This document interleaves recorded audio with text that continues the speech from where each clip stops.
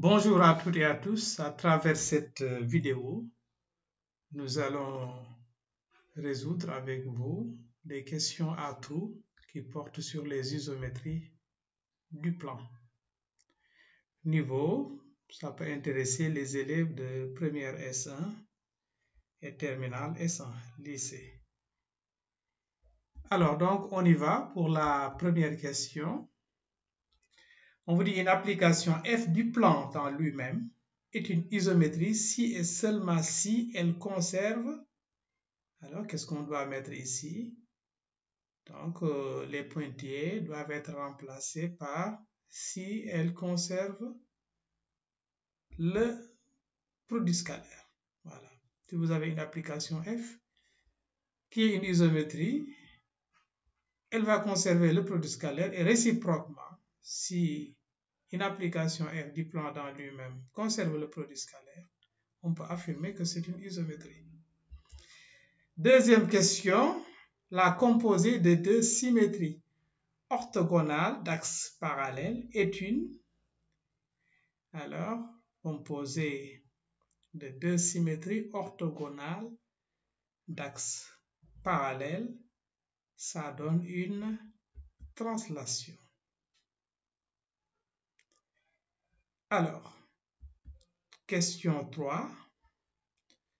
Question 3, donc il y a deux parties à remplir. On a vu des pointillés. D'abord, on nous dit la composée de deux symétries orthogonales d'axes perpendiculaires, dont les axes sont D et delta, n'est-ce pas, perpendiculaires en I, et ensuite, on a S delta rond SD égale. Donc, si on compose deux symétries orthogonales d'axes perpendiculaires, D et delta en I, alors cette composée-là, c'est la symétrie centrale de centre I, le point d'intersection.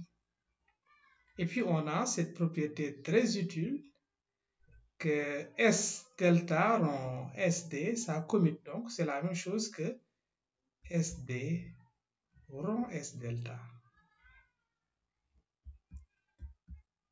Question 4.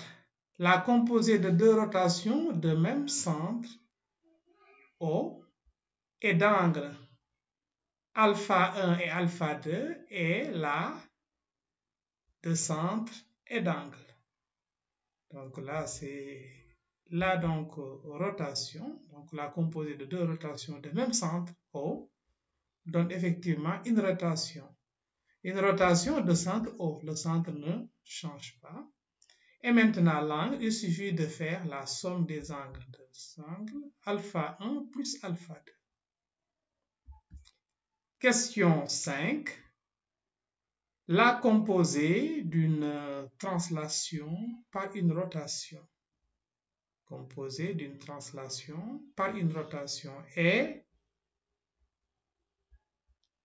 Donc, ça donne quoi? Donc, la composée d'une translation par une rotation est effectivement une rotation de même centre, donc de même, de même angle, pas de même centre, mais de même angle. Le centre va bouger.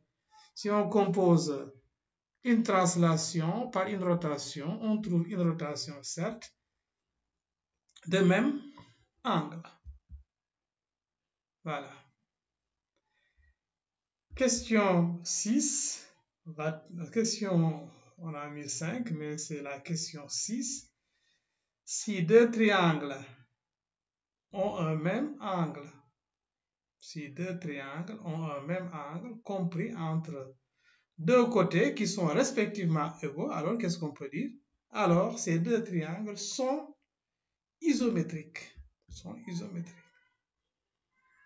Voilà donc pour ces questions à trous. Donc, c'est la fin donc, de cette vidéo. Merci de l'avoir suivi et à la prochaine pour une autre vidéo. Inch'Allah.